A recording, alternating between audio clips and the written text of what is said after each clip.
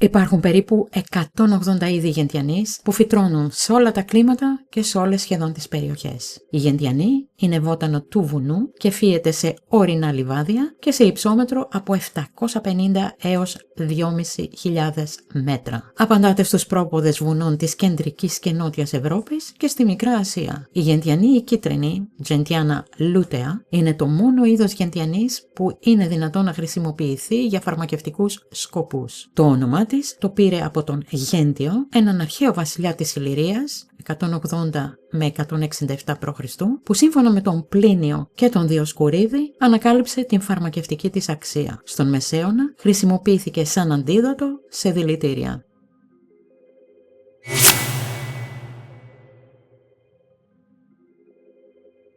Η γεντιανή είναι πολυετής ποά με ύψος από 60 έως 110 εκατοστά με αντίθετα οοειδή φύλλα και κίτρινα αστερόμορφα άνθη με οβάλ πέταλα. Η ανθοφορία γίνεται από τον Ιούλιο έως τον Αύγουστο και η συγκομιδή από τον Σεπτέμβριο έως τον Νοέμβριο.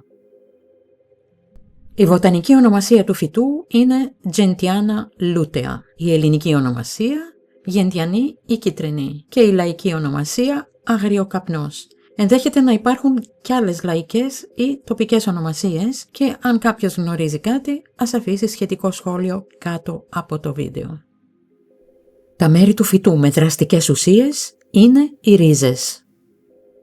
Δραστικές ουσίες. Γέντιο-πικροσίδι, από την οποία βγαίνει με υδρόλυση η γέντιο-γενίνη, άμαρο-γεντίνη, γέντια-μαρίνη, γλυκοσίδια, γλύσχρασμα, πικτίνη, τανίνη. Οι ρίζες της, που είναι ό,τι πιο πικρό μπορεί να υπάρχει στη φύση, περιέχουν γέντιο-πικροσίδι, δέντιο-μαρίνη και αμαρογεντίνη και αιθέριο έλαιο.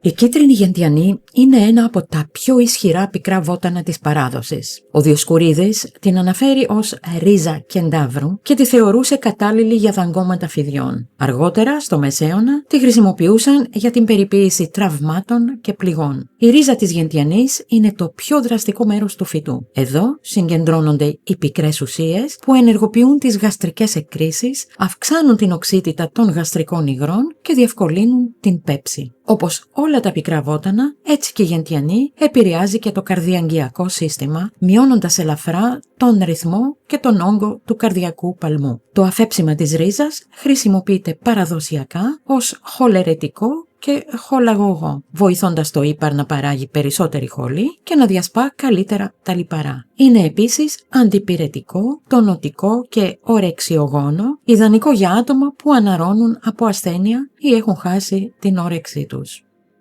Το φυτικό εκχύλισμα, όταν λαμβάνεται από το στόμα, μπορεί να ενισχύσει την απορρόφηση θρεπτικών συστατικών, ιδιαίτερα του σιδήρου και της βιταμίνης B12 και να ανακουφίσει από προβλήματα δυσπεψίας, φουσκώματα και αέρια. Οι πικρές ουσίες της γεντιανής έχουν έντονη τονωτική δράση στο πεπτικό σύστημα, ειδικά σε οργανισμούς εξαντλημένους από χρόνια προβλήματα του πεπτικού. Παραδοσιακά χρησιμοποιήθηκε ακόμη και σε περιπτώσεις ιστερίας. Η λαϊκή θεραπευτική τη θεωρεί άριστο χωνευτικό για δυσπεψία, ξυνήλες και πολλά ρεψίματα. Είναι επίσης εμειναγωγό, αντισηπτικό και χρησιμοποιήθηκε για ρευματικούς πόνους και ίκτερο. Στη σύγχρονη φυτοθεραπεία, η γεντιανή παραμένει ένα από τα πιο αξιόπιστα πικρά βότανα. Βοηθά την πέψη, τονώνει το ύπαρ, αυξάνει την όρεξη και προσφέρει μια γενική αίσθηση ενίσχυσης του οργανισμού.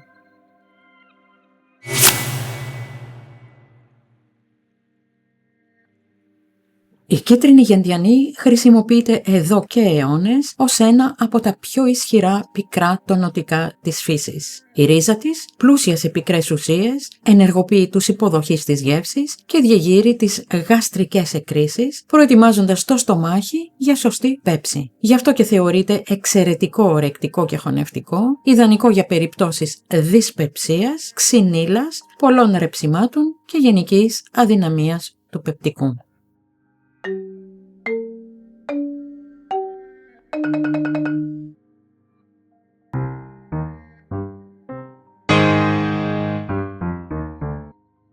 Το αφέψιμα της ρίζας, μια κουταλιά αποξηραμένης ρίζας σε νερό που σιγοβράζει, χρησιμοποιείται ως στομαχικό τονωτικό, αλλά και ως χολαγωγό, βοηθώντας το ύπαρ να παράγει περισσότερη χολή και να διασπά καλύτερα τα λιπαρά. Πίνεται συνήθως 15 με 30 λεπτά πριν το γεύμα για να ενεργοποιήσει το πεπτικό σύστημα.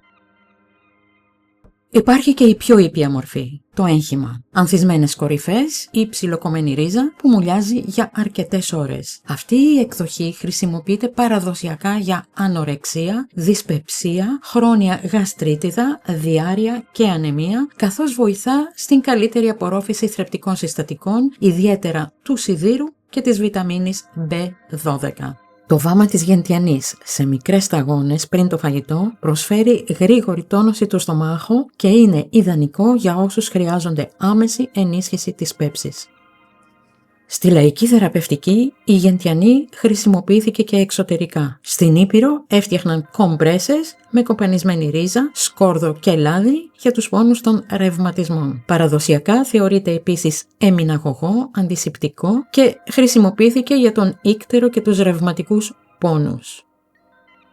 Η ρίζα της γεντιανής έχει τόσο έντονη δράση που ένα μικρό κουταλάκι μπορεί να ανοίξει την όρεξη και να βοηθήσει την πέψη. Γι' αυτό και στη Γερμανία και την Ελβετία χρησιμοποιείται ευρέως στην παραγωγή πικρών αλκοολούχων ποτών. Ο Άλφρεντ Βόγγελ προτιμούσε τις φρέσκες ρίζες διετών φυτών για την παρασκευή μητρικού βάματος. Οι ρίζες συλλέγονται την άνοιξη ή το φθινόπωρο και επεξεργάζονται γρήγορα ώστε να μην ξεκινήσει ζύμωση. Οι ζυμωμένες ρίζες είναι πιο αρωματικές αλλά λιγότερο δραστικές και χρησιμοποιούνται κυρίως για ειδήποτα και λικέρ.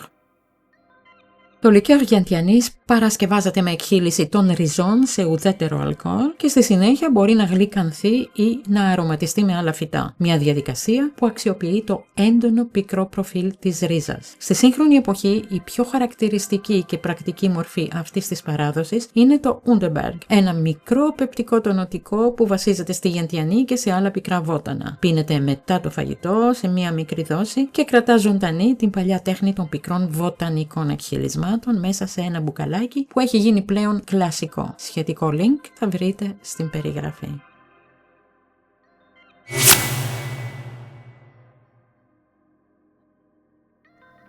Παρότι η γεντιανή είναι ένα από τα πιο ισχυρά πικρά τονωτικά της φύσης, η υπερβολική χρήση της μπορεί να προκαλέσει πονοκέφαλο, ναυτία ή εμετό. Δεν πρέπει να χρησιμοποιείται σε περιπτώσεις στομαχικού έλκους ή γαστρίτιδας, γιατί η έντονη δράση της στις γαστρικές εκκρίσεις μπορεί να επιδεινώσει τα συμπτώματα. Όπως όλα τα πικρά βότανα, χρειάζεται μέτρο και σωστή χρήση, ώστε να αξιοποιείται η τονωτική της δύναμη χωρίς ανεπιθύμητες αντιδράσεις.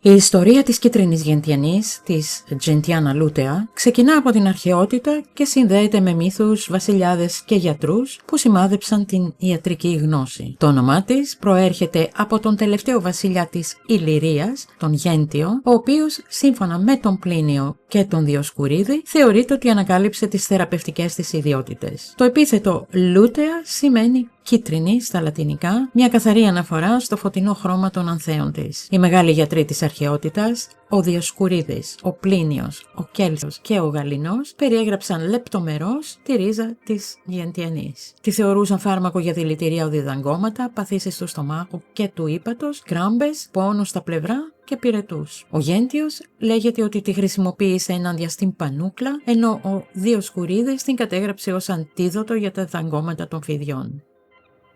Κατά τον Μεσαίωνα, η πικρή ρίζα της γεντιανής έγινε πανάκια. Χρησιμοποιούνταν για την επούλωση τραυμάτων, την αντιμετώπιση πυρετών και ως γενικό αντίδοτο. Στα γαλλικά κείμενα της εποχής αναφέρεται ότι η κίτρινη γεντιανή θεωρούνταν καθολικό θεραπευτικό και μαγικό υποκατάστατο του Μανδραγόρα, ενώ οι μοναχοί των αλπικών και ορεινών μονών διατηρούσαν ζωντανή τη χρήση της μέσα στους βοτανικούς τους κήπους. Στους μοναστηριακούς κύκλους της Οβέρνια, του Ζουρά και των Άλπαιων, οι γεντιανοί καλλιεργούνταν, συλλεγόταν και μετατρεπόταν σε βάματα, αλυφές και πικρά εκχυλίσματα. Ήταν βότανο με θεραπευτικούς ρόλους. Αντίδοτο, πεπτικό τονωτικό, ενισχυτικό της όρεξης, βοήθημα για την πέψη, αλλά και φυτό που συμμετείχε σε μαγικές συνθέσεις όπως το περίφημο οπιοειδές του Σολομώντα.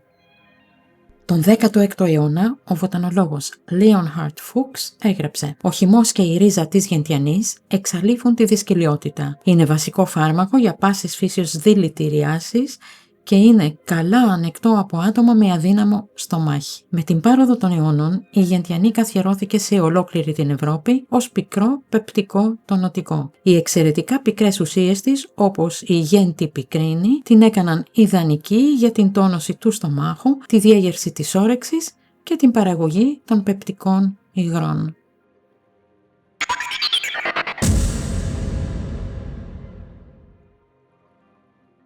Και επειδή η πέψη είναι μια πολύ σημαντική λειτουργία, μπείτε στον κόπο να δείτε και άλλα σχετικά με την πέψη βίντεο που υπάρχουν στο κανάλι μας. Σας δίνω μια γεύση και αν σας ενδιαφέρει θα βρείτε τους συνδέσμους κάτω από αυτό το βίντεο στην περιγραφή.